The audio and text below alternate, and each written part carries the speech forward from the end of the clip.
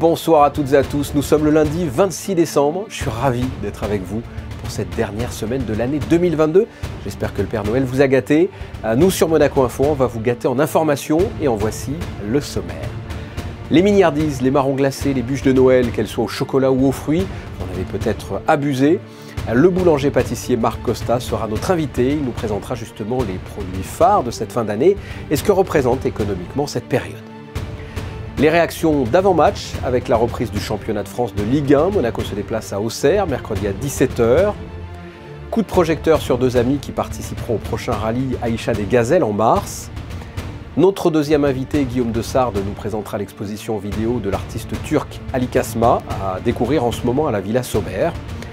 Une initiative originale au Collège Charles III, apprendre à écrire un livre à l'aide d'un spécialiste. Voici le projet de ses élèves, avec à la clé la conception d'un roman. Et enfin, si vous n'avez pas assez mangé le soir et le jour de Noël, nous vous proposerons de découvrir un gâteau au chocolat viennois venu d'Autriche, proposé au centre commercial du Métropole, la Sarertorte. Vous l'avez compris, le dernier reportage sera consacré à une gourmandise sucrée, mais ce début de journal également, avec notre premier invité. Et c'est d'actualité, le boulanger-pâtissier Marc Costa. Bonsoir. Bonsoir. Déjà, première question, comment s'est déroulé ce Noël, le réveillon et le jour de Noël pour l'entreprise Costa ? Bon, très gentiment, oui, comme d'habitude. Si vous voulez, pour les pâtissiers, lorsque Noël tombe le week-end, c'est-à-dire le samedi, le dimanche, ouais. Il y a un petit peu moins d'activité que lorsque c'est en semaine.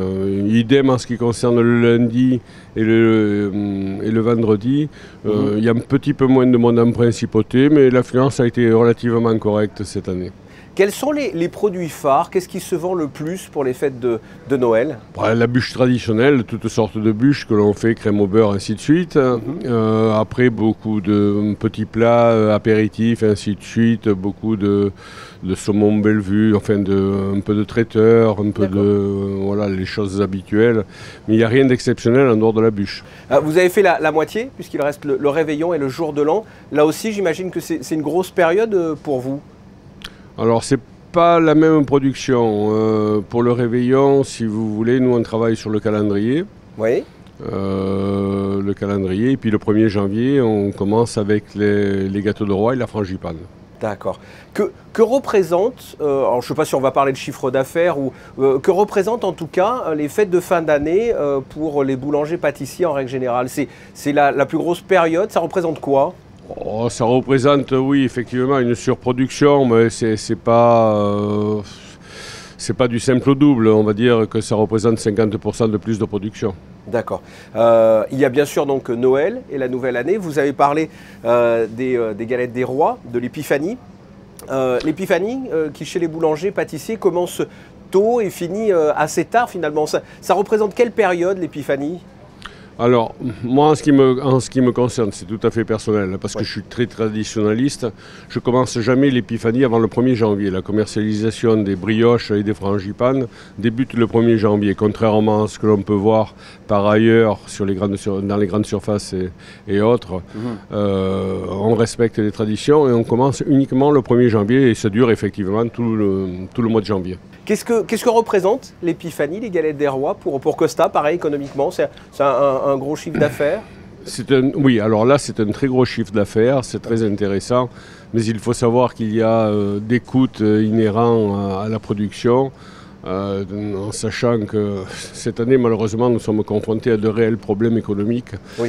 Après la crise du Covid qui a duré plus de 2 ans et demi, maintenant on est confronté à des problèmes de coûts de matières premières, le beurre, la farine, le sucre, ainsi de suite. On maîtrise pas trop ce qui va se passer à très court terme en fait. Et en termes de volume, en règle générale, vous avez des chiffres sur, je ne sais pas, les tonnes de pâtes, de farine qu'il faut pour l'épiphanie? Vous avez déjà calculé ça? Je fais plus de 3 tonnes de pâtes dans le mois. Et ici, à Monaco, alors c'est une question hyper existentielle, on est plus brioche ou frangipane? Parce que finalement, c'est un gros débat, autant que le pain au chocolat ou la chocolatine dans le sud-ouest, non?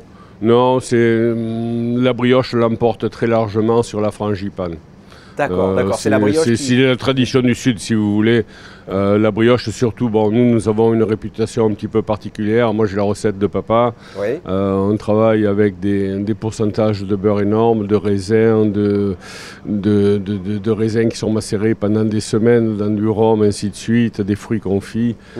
C'est toute une procédure qui est très longue. On râpe, si vous voulez, dans chaque pétrin, je mets entre 80 et 120 en fonction de la taille, citron du pays non traité. Enfin bon, c'est une grosse tradition et cette tradition, bien, je la respecte. Voilà. Et la brioche l'emporte au Labin. Pour finir, vous avez un partenariat avec Monaco Aide et Présence. Pouvez-vous nous en parler ? Oui, sans problème. Si vous voulez, chaque année, on essaye de faire un thème avec les fèves qui soit ludique ou pédagogique. Et cette année, j'ai voulu que ce soit au profit de MAP. MAP qui est Monaco Aide et Présence, et des dons, si vous voulez, 100% des dons qui sont effectués à MAP vont à l'action. Et j'ai des affinités un peu particulières avec certains missionnaires que j'ai aidés de par le passé, notamment à Madagascar avec le Père Noé. Enfin, l'action de MAP est très étendue à travers le monde et pour les enfants, et c'est pour moi la meilleure des façons de les aider, c'est de faire une reversion. Habituellement, chaque année, si vous voulez, chaque année, on fait des cadeaux aux clients, ainsi de suite. Cette année, non seulement il y aura des cadeaux, mais il y aura une reversion. Alors, je ne sais pas encore le chiffre, ce sera en fonction des ventes, mais ce sera une reversion entre 10 000 et 15 000 euros, certainement, qui vont aller aux actions de MAP. Avec des fèves particulières cette année, du coup ? Ah oui, ce sont des fèves particulières. En fait, ce sont des reproductions de photos des actions de MAP à travers le monde. Et ces fèves sont réalisées par les fèves de Clamecy. C'est la plus grande faïencerie de France, artisanale bien sûr. Et ça fait une vingtaine d'années que je travaille avec eux. Et ils me donnent une satisfaction absolument fantastique. Très bien, Marc Costa, merci d'avoir répondu à mes questions et je vous souhaite bien sûr de passer de bonnes fêtes. Ok, merci beaucoup, bonne fête à vous tous. Merci. La Ligue 1 reprend cette semaine après la trêve due à la Coupe du Monde. L'AS Monaco 6e se déplace à Auxerre, 17e. Deux clubs aux objectifs diamétralement opposés mais qui ont tous deux besoin de victoire. Les Monégasques visent la Ligue des Champions en fin de saison et pour cela, il faudra absolument gagner face aux équipes moins bien classées. Philippe Clément et Ruben Aguilar étaient en conférence de presse ce matin. Je vous propose de les écouter. C'est que chaque match est décisif ou peut être décisif à la fin. Ça, c'est important. Et chaque point que tu perds, ça peut être le point décisif à la fin.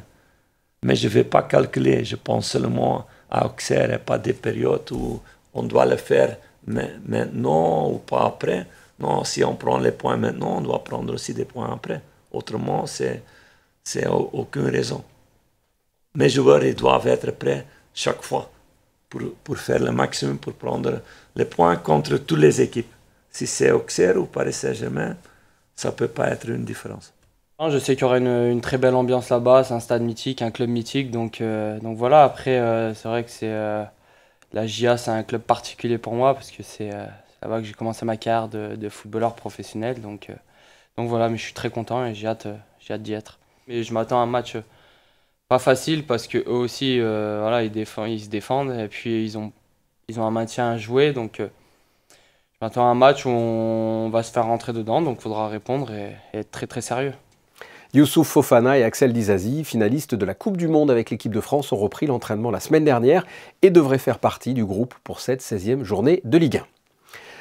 En mars prochain se déroulera le rallye Aïcha des Gazelles du Maroc. Ce rallye a une particularité, il est réservé aux femmes. La première édition s'est déroulée en 1990. Depuis, cette manifestation est devenue une institution et parmi les participantes, vous allez le voir dans ce reportage, une belle histoire d'amitié a été présentée à des élèves de la Principauté. Reportage de Frédéric Hélion. C'est l'histoire de deux meilleurs amis qui ont décidé de sortir de leur zone de confort pour se lancer dans un beau défi sportif et caritatif. Alice et Alexia prendront le 4 mars prochain, après une journée de vérification technique, le départ du 32e rallye Aïcha des Gazelles, une épreuve 100% féminine basée sur la navigation à l'ancienne, L'objectif est de rallier plusieurs balises en parcourant le moins de kilomètres possible à l'aide seulement d'une carte et d'une boussole. Les deux mamans sont venues présenter leur projet et notamment la genèse aux enfants de l'école de Fontvieille. J'ai assisté une fois à une soirée caritative au profit de la Fondation Princesse Charlène et c'était dans le cadre de Stéphanie Barnex qui faisait ça pour Cap Optimiste. Elle traversait la Méditerranée de Monaco à Athènes en paddle à la force des bras. Et je me suis dit, moi aussi, j'ai envie de faire quelque chose. Seulement, j'ai pas le potentiel sportif de Stéphanie Barnex, donc je me suis dit, il faut que j'y arrive, il faut que je trouve quelque chose. Et c'était justement au mois de mars où avait lieu le départ de la 31e édition et j'étais devant la télé et je me suis dit, c'est ça, il faut que je le fasse. Alice demande d'abord à ses sœurs de l'accompagner. Devant le refus, elle propose à sa meilleure amie, qui lui dit non aussi, avant de se raviser 4 heures plus tard. J'ai vraiment compris que la démarche a été vraiment de trouver un projet pour se surpasser. On va avoir un premier stage d'orientation qui est dispensé en fait par l'organisation, où on va nous donner le matériel nécessaire, notamment les règles magiques, et on va nous apprendre aussi à utiliser une boussole. Après, le challenge, il est personnel, il va falloir qu'on s'entraîne, qu'on taffe un petit peu, parce qu'on ne va pas y aller et découvrir le jour J ce qui va se passer. L'équipage Wonder Mums passera aussi une formation de pilotage pour prendre en main leur véhicule, un Jeep Wrangler. L'aventure est aussi pour la bonne cause, car Alice et Alexia s'associent à la Fondation Princesse Charlène pour soutenir le projet Swim for Safety in Sri Lanka, un programme qui apprend aux enfants à nager. La mort par noyade est une des principales causes de décès au Sri Lanka, notamment lors de la période de mousson. L'objectif sur 3 ans est de toucher plus de 3000 enfants pour qu'ils apprennent à nager et aussi des instructeurs, environ 300 instructeurs qui puissent être formés pour eux-mêmes également former d'autres enfants. Les Wonder Mums espèrent pouvoir financer au moins 10% du programme. Il sera question là aussi d'automobile, entre autres, avec l'exposition vidéo à découvrir en ce moment au nouveau musée national de Monaco, à la Villa Sauber. Nous avions reçu mi-décembre le commissaire de l'expo. Je vous propose de réécouter son entretien. Guillaume Dessart, bonsoir. Bonsoir. À partir du 16 décembre, donc, à la Villa Sauber, un vidéaste turc, Ali Kazma. Parlez-nous de cet artiste et de son œuvre qui sera représentée au NMNM. C'est un artiste important qui a représenté son pays à la Biennale de Venise, qui a eu des solo shows à Paris au Jeu de Paume par exemple, où il présente notamment 2 vidéos inédites pour la première fois qu'il a consacrées à son compatriote Orhan Pamuk, prix Nobel de littérature, mais aussi une série de photos que vous voyez derrière moi et une vidéo consacrée aux courses de dragster. C'est totalement différent, ça, le dragster et puis la littérature comme vidéo. En apparence, il y a un grand écart presque. Il y a un grand écart, c'était volontaire. Le point commun, c'est l'engagement, l'intensité qui peut être mis dans ces 2 activités et le rapport au temps. Le dragster, au fond, c'est énormément d'efforts pour arriver à comprimer le temps, à parcourir 1 mile en quelques dixièmes de seconde, quelques secondes. L'écriture, à l'inverse, c'est un rapport au temps qui se déploie. Il faut énormément de temps pour écrire les livres et aussi énormément de temps pour les lire. Avec un autre point commun aussi qui est cher à l'artiste, c'est l'aspect humain. L'humain compte beaucoup pour cet artiste. Oui, Ali Kazma a fait une 60aine de vidéos autour du travail, notamment. Une thématique qu'on retrouve ici, le travail de l'écrivain, le travail de ses équipes de dragster. C'est le sens que Ali Kazma essaie d'explorer, que peuvent revêtir nos activités, les activités de tous les hommes. Avec des vidéos à découvrir au nouveau musée national de Monaco, à la Villa Sauber, mais il y a aussi un dragster à découvrir au musée des voitures du Prince, c'est ça ? C'est ça. J'ai proposé à la directrice de la collection des voitures du Prince de nouer un partenariat entre nos 2 institutions, c'est le premier. Et ça nous permet de prolonger l'exposition. Pour des gens qui se seraient passionnés pour cette vidéo, ils peuvent aller voir un véritable dragster présenté pendant 1 mois là-bas. Et à l'inverse, des gens qui viendraient pour visiter la collection des voitures du Prince, en voyant ce dragster, pourraient avoir envie de venir voir le travail d'Ali Kazma au Musée national de Monaco. Et qu'est-ce qui vous plaît dans cette exposition ? Donnez envie, comme ça, aux téléspectateurs de se rendre à la Villa Sauber. Alors je crois que la beauté des images est pour beaucoup. et puis la possibilité de découvrir des mondes qui nous sont pas forcément familiers. Je pense que peu de gens ont assisté à une course de dragster, donc tous les gens qui s'intéressent au sport mécanique, à mon avis, prendront du plaisir à voir ça, à le découvrir. Et de la même manière, peu de gens sont entrés dans l'intimité d'un prix Nobel de littérature, et c'est ce que permet les vidéos d'Ali Kazma. Ça doit être complexe d'ailleurs, pour revenir à la littérature, ça doit être complexe de filmer de l'écriture, de quelqu'un qui écrit. Comment s'est-il pris pour rendre ça intéressant ou original ? C'est une bonne question parce que c'était le véritable enjeu de ce travail. Ali Kazma a décidé de filmer non pas Orhan Pamuk en train d'écrire, mais de filmer ses manuscrits. Il les a filmés comme s'il s'agissait de cartes, comme si c'était une sorte de topographie imaginaire au milieu de laquelle ou au-dessus de laquelle la caméra se déplace. Et il a choisi enfin de rendre compte de l'atmosphère des livres, de l'intérieur de l'écrivain en filmant des objets, des détails dans son appartement.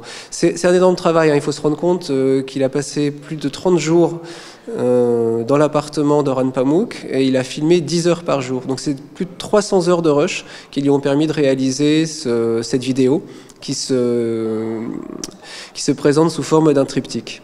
La présentation de cet artiste et de son œuvre rentre dans le cadre d'un nouveau programme que vous appelez les Winter Video Days. Qu'est-ce que ce programme ?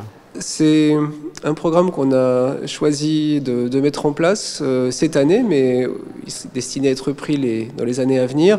C'est une manière de prolonger la tradition du musée qui, depuis une quinzaine d'années, s'intéresse à la vidéo d'art, qui est, de notre point de vue, une des formes d'art les plus innovantes, les plus intéressantes, mais aussi les plus mal connues à l'époque contemporaine, et c'est une manière de présenter ça au public. Ce qui veut dire qu'il va y avoir une suite et d'autres expositions dans ce cadre-là, hein.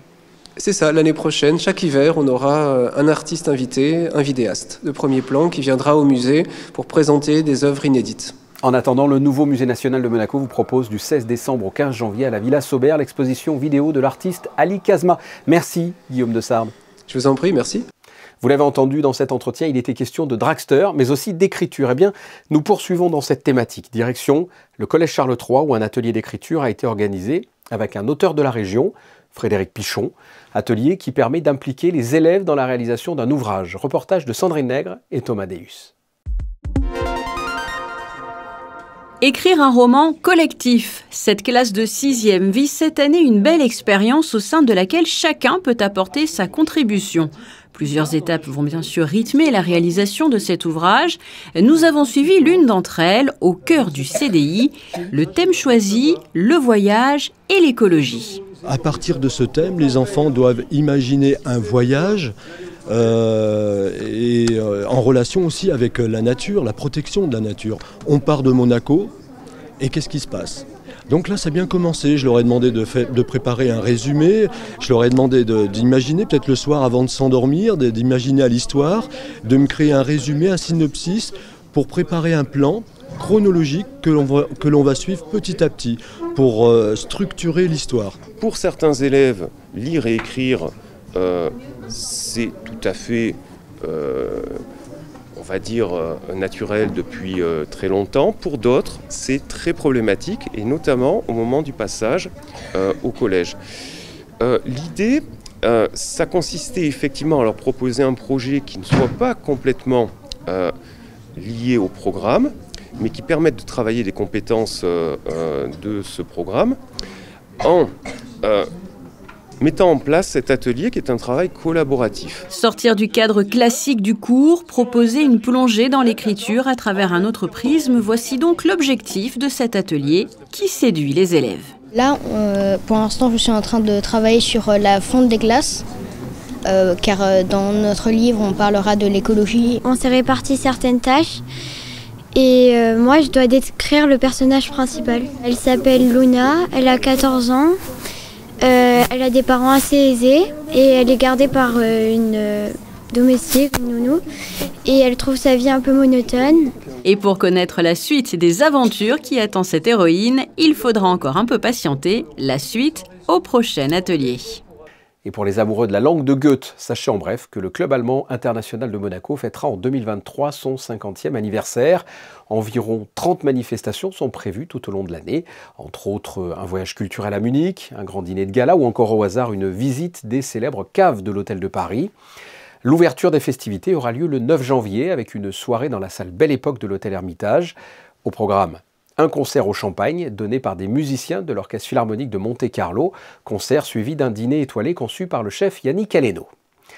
Restons dans le domaine gastronomique. Je viens de parler du chef Yannick Aleno. Nous avions Marc Costa en invité avec les bûches de Noël. Vous venez de passer quelques jours devant des tables bien garnies. Et j'en rajoute encore avec le sujet qui va suivre. Depuis peu, une gourmandise sucrée venue d'Autriche est proposée à la vente au Metropole Shopping Center. Il s'agit de la Sarertorte, un gâteau au chocolat viennois et dont la recette peut vous étonner. Le reportage de Juliette Rappert et Lionel Bernardi. C'est un dessert typiquement autrichien à la recette gardée secrète. La Sarertorte, superstar des gourmandises à Vienne, fait son entrée au centre commercial du Métropole. Un gâteau mélangeant savamment chocolat et confiture d'abricot, aujourd'hui, n'est en fait qu'une maladresse qui date du 19e siècle. Ce gâteau part d'une erreur d'un commis de cuisine qui a renversé une confiture d'abricot dans cette génoise au chocolat. Et donc ce gâteau est ensuite recouvert par un glaçage au chocolat noir et voici la Sarertorte. Et c'est en 1832 que l'apprenti Franz Sarer fait cette erreur lors d'un dîner particulièrement important du prince. Depuis, elle est devenue l'ambassadeur de l'Autriche. For us, it's always important to have international partners who are also family-owned, family-run, a very personal relationship. It's the fundament, it's the key to our success, it's the basis for our company. And during COVID time, many people could not travel. But there was one thing that could travel out of Sacher, which was the cake. And that's why we call her the ambassador. We sent her around the globe, and we will send her now to Monaco.